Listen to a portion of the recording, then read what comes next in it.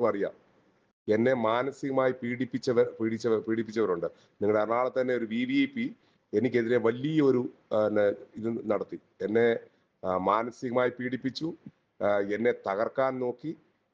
ഞാൻ എൻ്റെ എന്താ പറയുന്നത്, ഞാൻ ജോലി ചെയ്യുന്ന കാര്യത്തിൽ പോലും എന്നെ അവിടെ പോലും അപമാനിക്കാനും തകർക്കാനും നോക്കിയ ഒരു VVIP ഉണ്ട് നിങ്ങൾക്ക് എറണാകുളത്ത്. അങ്ങനെ പല ആൾക്കാരും. അവരെ തന്നെയല്ല, പിന്നെ നിങ്ങളുടെ എറണാകുളത്തെ കുറച്ച് എന്താ പറയുന്നത്, വിമതരുടെ കുറച്ച് പ്രമുഖ നേതാക്കന്മാര്, പിന്നെ ഡൽഹിയിൽ തന്നെ കുറച്ചെണ്ണം ഉണ്ട് ഇവന്മാരുടെ വാലാട്ടികള്. അവിടുത്തെ സഭയ്ക്ക് വേണ്ടി സംസാരിക്കുന്ന പറഞ്ഞ് നടക്കുന്ന കുറച്ചെണ്ണം ഉണ്ട് ഡൽഹിയിൽ. ഇവന്മാർ ഉൾപ്പെടെ കുറച്ചെണ്ണം എന്നെ തകർക്കാൻ പല രീതിയിലും നോക്കി. എന്നിട്ടൊന്നും എൻ്റെ കർത്താവ് എന്നെ ഒരിടത്തും എന്താ പുറകോട്ട് മാറാൻ അനുവദിച്ചില്ല. ദൈവം എൻ്റെ കൂടെ തന്നെ ഇതുവരെ. നാളത്തെ കാര്യം എനിക്കറിയത്തില്ല. ദൈവം എന്നെ എല്ലാ കാര്യങ്ങളിലും കൂട്ടത്തിൽ നിന്നു. അതുകൊണ്ട് തന്നെ ദൈവവേല ചെയ്യുന്നു എന്ന രീതിയിലാണ് ഞാൻ സഭയ്ക്ക് വേണ്ടി ചെയ്യുന്നത്. എനിക്കിതുകൊണ്ട് നഷ്ടങ്ങൾ മാത്രമേ ഉള്ളൂ, അപമാനങ്ങൾ മാത്രമേ കിട്ടിയിട്ടുള്ളൂ. ഇവിടെ ഞാൻ പറഞ്ഞ കാര്യങ്ങളും കൃത്യതയോടുകൂടി നമുക്ക് കിട്ടുന്ന കൃത്യമായിട്ട് ഇൻപുട്ട് ഇല്ലാതെ ഒരു കാര്യം പറയാറില്ല. മെത്രാന്മാർ കളിച്ചു, സത്യസന്ധമായിട്ടുള്ള കാര്യം. അല്ലെങ്കിൽ ഏതെങ്കിലും ഒരു മെത്രാൻ പറ അങ്ങനെ അല്ലെന്നുള്ള ഏതെങ്കിലും ഒരു മെത്രാൻ. ഇപ്പം നമ്മളിപ്പോ നമ്മുടെ ഗ്രൂപ്പിൽ പറയാൻ ചിലർക്ക് മടി ഉണ്ടാകും. കാര്യം മെത്രാന്മാര് സാറിന് അങ്ങനെ എഴുതാറില്ല, ഒത്തിരി ഒന്നും എഴുതാറില്ല. അവർ വളരെ ചുരുക്കമായിട്ട് ഈ അൽമാരുടെ ഗ്രൂപ്പുകളിൽ പ്രതികരിക്കാറുണ്ട്. അപ്പം എന്നാൽ ഇവർക്ക് പേഴ്സണലായിട്ട് ഇവർ സംസാരിക്കാറില്ല, എന്നോട് സംസാരിക്കാറുണ്ട് പല മെത്രാന്മാരും. അപ്പം പേഴ്സണലായിട്ട് സംസാരിക്കുമ്പോഴും പറയാമല്ലോ, അതേ ജോയ് തോമസ് പറഞ്ഞത് ശരിയല്ല, അങ്ങനല്ല കാര്യങ്ങള്, ഞങ്ങളും ഇതിനെ എതിർത്തായിരുന്നു. ഏതെങ്കിലും ഒരു മെത്രാൻ ആരുടെയും പറഞ്ഞതായിട്ട് നിങ്ങൾക്ക് ആർക്കെങ്കിലും അറിവുണ്ടോ? ഇവിടെ പറ. അത് വൈദികരോ അല്ലെങ്കിൽ അൽമാരോ ആരെങ്കിലും ഉണ്ടോ? നിങ്ങളോട് ആരെങ്കിലും ഏതെങ്കിലും ഒരു മെത്രാൻ പറഞ്ഞോ ഇങ്ങനൊരു സംഭവം നടന്നപ്പം ഞങ്ങളും എതിർത്തായിരുന്നു? പറഞ്ഞിട്ടുണ്ടെ പറയണം, എനിക്കറിയത്തില്ല. എനിക്ക് കിട്ടിയ കൃത്യമായിട്ടുള്ള ഇൻഫർമേഷൻ ആണ്. അത് കിട്ടേണ്ട സ്ഥലത്തു നിന്ന് തന്നെ കിട്ടിയതാ.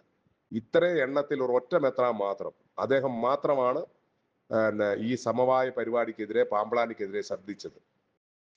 ശരിക്കും അങ്ങനെയുള്ളവരെയല്ലേ ഈ മേജർ ആർച്ച് ബിഷപ്പ് ഒക്കെ ആക്കട്ടെ.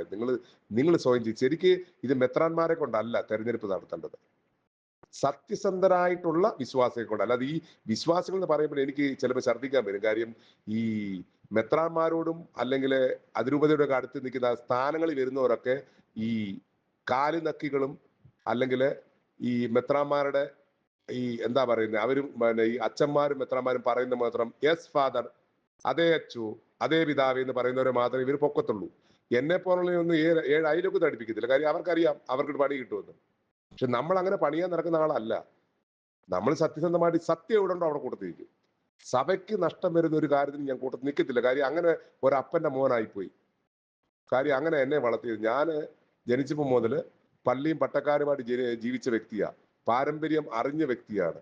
പാരമ്പര്യം കേട്ടു വളർന്ന വ്യക്തി. അത് കാരണം എനിക്ക് സഭയുടെ പാരമ്പര്യവും വിശ്വാസവും കർത്താവിനെയും മാതാവിനെയും ഒന്നും ഇട്ടിട്ട് പോകാൻ പേടിയാ.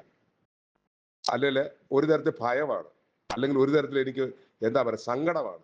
അതുകൊണ്ട് ഞാൻ ആ പരിപാടി ചെയ്യത്തില്ല. എനിക്ക് പരിപൂർണ്ണ ഈശ്വരവിശ്വാസിയാണ് ഞാൻ. അതുകൊണ്ട് സത്യം എവിടെ ഉണ്ടോ, സത്യത്തിന്റെ കൂട്ടത്തിൽ മെത്രന്മാർ നിൽക്കുവോ, ഞാൻ ചാകുന്നതിന് വരെ അവരുടെ കൂടെ നിൽക്കും.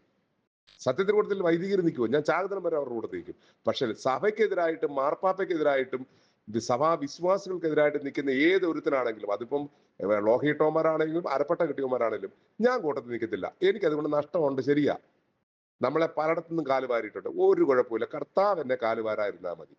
കർത്താവ് കാല് വാരത്തില്ല. അതിന് ഏറ്റവും വലിയ ഉദാഹരണമാ മിനിങ്ങാന്ന് 12-ാം തീയതി നടന്ന എൻ്റെ മകന്റെ വിവാഹ ചടങ്ങ്.